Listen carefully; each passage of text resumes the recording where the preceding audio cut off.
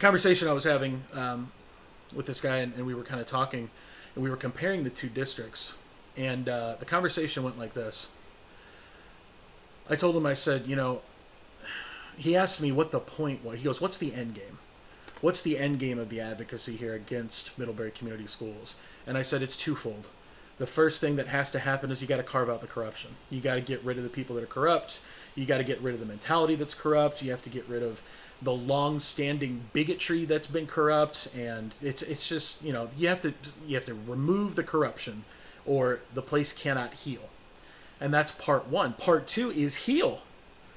Part two is we dump everything, every power, every ounce of positivity we can into the gaping wound that was left by ripping out the corruption at Middlebury Community Schools, because there's a butt ton of that Middlebury Community Schools that's absolutely awesome. That would be my end goal. He asked me, he goes, could you do a percentage on how many kids you feel are kind of marginalized, shoved to the corner, pushed to the side like that? I said, I would be willing to place money on 10% as a solid answer, and it would fluctuate from 15 down to 5 depending on the year and what's going on. But 10% pretty solid. And he kind of nodded for a second, and he goes, and this other corporation that you're going to, tell me about that one. And I said, well, this corporation is larger than the other one, and they saw a need within their corporation for the 5 to 15% of children that were always at risk. And when I say at risk, there's so many different factors. It could be, a pregnant teenage mom. It could be someone who's been, in and out of the law, and just, and with the courts and cops and stuff. It could be someone who's been, a reformed, addict on drugs, and they just need extra stuff. I mean, it's designed for anything that puts your ability to be successful academically at risk, which is why the term comes from. And every single at-risk child is unique. And I love unique. I am probably the least cookie-cutter person you'll meet, which is probably why Middlebury never really liked me. I love individuality. I love celebrating it. I love teaching it. I love advocating for it, clearly. So as we were talking about this, I said this school district saw that need in their community, and instead of writing them off to the side and pretending they don't exist, they built an entire building just for those individuals. And for those of you guys who are wondering, a good comparison would be like Goshen has Merit, and 5 of the high schools will go and send kids to Merit because they are an at-risk population that may need a little bit more than what the traditional schools can offer. This was a building that an entire school corporation by itself decided within themselves that they needed to put in there to help these kids with the extra that's causing them to kind of, not be able to be as well as they could academically, socially, and just in mindset too. I mean, there's so many heartbreaking stories that I could go into that I won't. Everybody needs help. Everybody needs help. If someone looks at you and says, no, I don't need your help, it's a prideful answer. They do need your help. At the very least, a fist bump, a hug, a high five, something that says you're awesome. Everybody in the world could deal with a little bit of extra dose of positivity in their lives. And if there's someone that is so positive that wants to debate me on that, I invite you. I would love to hear from the most positive person in existence saying, nah, I don't need anybody else's positivity. I'm good. Because I'll probably start following you on like Instagram and whatever. I could use more positivity in my life, for sure. So in this discussion, man from Elkhart was saying, he goes, so it seems to me that Middlebury is comfortable with writing off the loss of that 10% because those kids that don't graduate, those kids that aren't successful, they just take the money that they get from those kids and put it into the successful children and the successful programs in order to keep themselves looking good. And I looked at him and I was like, you just put that all together now? And he's like, well, it's simple business. And I'm like, tell me more. He goes, simple business tactics. You try to make everything you do look better through advertising, through promotion, through all kind of shows and events, and then you spend just as much money hiding everything that makes yourself look bad. That's what they call quality assurance in some departments, or Yeah, there's different names for different ones. And he goes, typical business mentality. If they've got 5 to 15% of their population that absolutely hates what they're doing, they're going to spend just as much money trying to quiet them as they are trying to make themselves look good with the rest. And I said, why would they do that? He goes, because it's easier to do so. Every single one of those kids comes with a $5,000 price tag. There's somebody is doing number crunching up there and saying we can lose this much. And that broke my heart. Because I have heard out of the mouths of Dr. Jason Snyder and Andrew Wood and Summer Runyon that they've referred to children as price tags in the sense that, well, if we get 10 kids, we can have, that's a teacher. And I'm looking and I'm like, what do you mean? He's like, well, 10 kids, that's $5,000 a kid, that's $50,000, we could have a teacher. And I'm like, okay, cool. What does that have to do with what the kids need?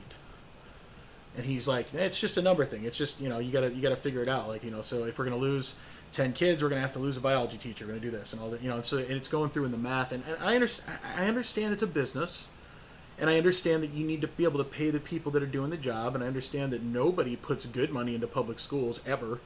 I get that. That's one of the reasons I choose to work in public schools, because it isn't the most funded. It does need the best people going in there and working at, on the ground floor.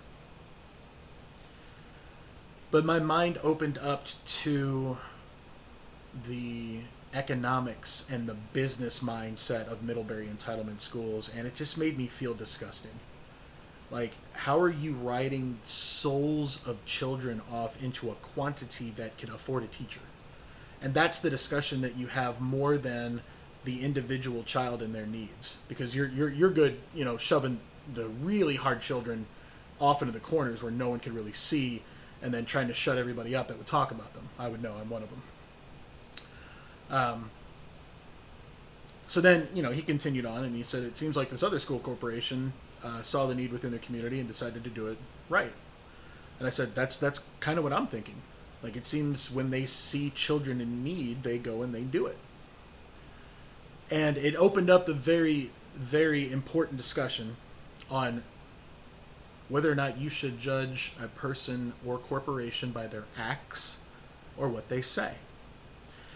I just got a chance to watch Tuesday's board meeting, and the second lady that had a chance to stand up, and I forget her name right now, so I apologize, but she stood up to advocate for the Prism Club at the high school and whether or not it violates the Parents' Bill of Rights. And she brought this up 2 weeks ago, and nobody responded to her. And she goes back up there 2 weeks later saying, no one has responded to me, so I'm bringing these up again. And guess what? Middlebury Community School Board is not going to respond to them again, and they're going to continue on. And it's just like, how do you even function? Like how do you sleep at night when you actually have parents that have taken the time away from their work? God, could you have made it any more impossible for anyone in your community to ever show up to your board meetings? Like, yeah, let's move it to 4 o'clock where everybody works. Let's make it impossible for them to get to because reasons. And then while they're signing up their yellow sheet, we'll make them walk the eyes of shame as they approach the front of the bench and get eyed by every single school board member. And it's not welcoming. It's judgmental. You can see it on the video. You can actually take notice of when Dr. Jason Snyder sighs, of when his eyes roll, like, here we go again. It's simple. It's simple nonverbal communication, which for an experienced counselor is very easy to see. You guys watch on your own and tell me what you think. Tell me what you see. I would love to hear your truth. Some of it resonates with mine. Some of it doesn't. And I get to grow in my understanding of the complete truth because I was able to be presented with something that was contrary to what my understanding was at the time, and I learned. That doesn't mean I was wrong. That means I wasn't as informed. And now that I am more informed, I get to be more correct. It's so good to learn. You'd think you would know that being in a school corporation, but you guys haven't learned how to do anything different since the 70s. And it's really sad because our children have grown leaps and bounds in a single decade more than they have in the previous 5. Just look at technology and look at the way that things have been conveyed academically and look at what's become most important. So as I'm finishing this conversation with this individual, he says to me that it's just really sad that it seems that Middlebury has enough money that they get from the school corporation and the school board members having such wonderful agreements with all of the big RV companies and everything else in Middlebury, so that everybody's shaking each other's hands and scratching each other's backs to keep all that money there so that they don't have to answer to anybody else at the expense of, well, let's see, how many children do they have at the high school? They had 1,400, give or take. What's 10 to 15% of that? Oh, that's 150 to 200? 150 to 200 children. Man, that's a lot. My heart stops at 1.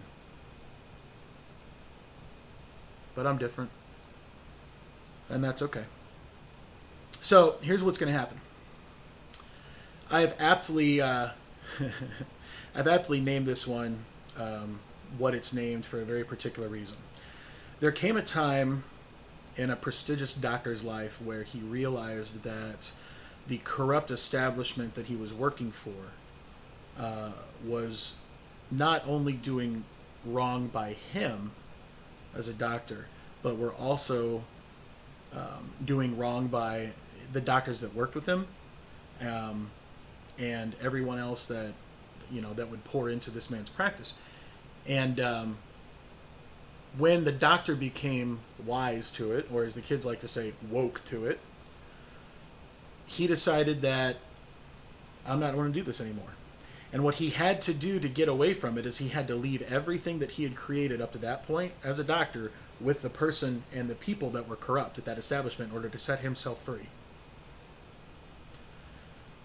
And when you choose to believe in your own power and your own truth, when you really believe you can stand on your own 2 feet and say what it is that is true in your heart, and hopefully in a very, kind of respectful and peace in inviting way, as opposed to the, what we're always surrounded with, the confrontational and almost destructive confrontation type of conversation,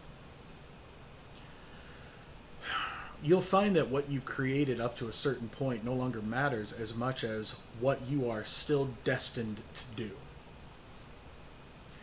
And in my life, I looked back on the 10 years that I had so far and 8 years at Northridge, and it's the best work I've ever done so far. Being able to be a counselor and a pep band director and be simultaneously someone who behind closed doors people could trust with their lives and in public could sit behind me and play instruments while I danced like a fool in front of them so they could be as goofy as they wanted without having to worry about people looking at them. And it's I'm so proud of the work that I was able to do while I was at Middlebury Community Schools before the corruption really poisoned me almost to the point of death. But that doctor went on after that point to create a new practice, a couple of them actually. And at the time, he wasn't really known. He came out of a small place, but he's world renowned now. He's a very world renowned doctor. And he had to tell his corrupt establishment, fine, you can have everything I've created at this point. I'm walking. And the corrupt establishment thought, well, we've already got everything good that man can create, so let him walk. And then he went on to become one of the most highest paid, largest producing recording artists of all time. And he was a poor black boy coming out of California. And all he wanted to do was mix beats and play music. And at a time where that really wasn't accepted. Not from his culture. Not in our country at that time. Because it was a corrupt establishment. You might know the doctor by a different name, because he may not be a practicing doctor of psychiatry or medicine. He's known as Dr. Dre. Now you know why this one is entitled Aftermath. If you've ever followed that story, you know that he had to give up everything he created at that point to start something brand new. Last I checked, it worked because he was headlining a Super Bowl not too long ago with Snoop and Eminem and Fitty. And the guy's like, I don't know, 60s now? And that's like the biggest show on earth under like the World Cup. So, yeah, I'd say he's a pretty successful doctor. But as he was walking out, he said to the corrupt establishment, he's like, what are you going to do anyway? What, you going to drop another record? What's it going to be called? And he's like, AfterMath. And I couldn't think of something a little more apt, because at this point with Middlebury Community Schools, I'm done with you. You are so far beneath me now, and you've proven yourself to be not even at a capable level of intellectual and emotional conversation, because you're hiding in a corner like a scared child. And these are the words you're using to do it.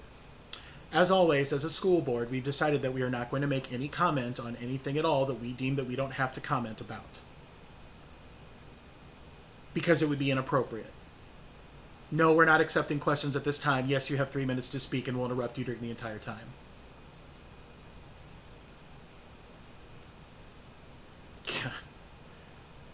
I used to think you guys were like the cream of the crop, like the people to look up to, like when the school board would show up at a school, like, oh my gosh, these guys are like royalty.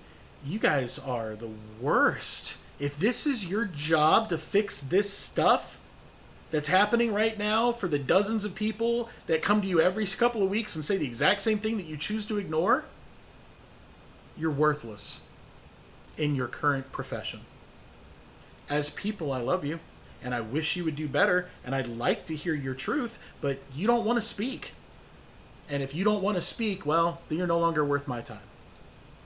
I've got better things to advocate for than a little child that's going to hide in a corner and not come out to play because they don't like to hear what anybody else has to say.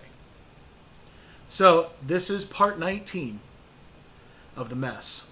The next one I do is going to be the end, because I'm ready to move on. Since I've done everything I can since April to try to get them to talk to me openly about all of this, and all they want to do is turn their nose around and pretend like I don't exist, which is kind of hard to do. If you get a chance to watch the recording of the last school board meeting, see if you can hear around the 16-minute mark some guy yelling off in the background, because that's me on a megaphone being picked up by an iPad in a soundproof room, not soundproof, a sound, kind of diminished room for a board meeting. That's how loud I was advocating at that point. So if they didn't hear my concerns or any of your concerns that you allowed me to share for you, now they're a kid that's hiding in a corner going like this, la la la la la la la. And when you do that, you are no longer worth my time. You deserve to go in timeout, actually. So Middlebury Community School Board and Middlebury Entitlement Schools, all part of you that is corrupt, I'm done with you. The next thing you'll hear from me in this mic drop will be how I am done with you. And if you think that means that I'm going to be done showing up to advocate, and if you think that means I'm going to be done trying to do anything to end the corruption at your schools, stay tuned. This has been Mike from the Mic Drop. I love you guys. We're on this mission together. You've been supporting me nonstop, and I have felt more loved in the last month by community members of Middlebury than I have in the entire 8 years that I was there. I love you guys a lot. Thank you. Thank you. And I'll see you soon with just a little bit more. We out.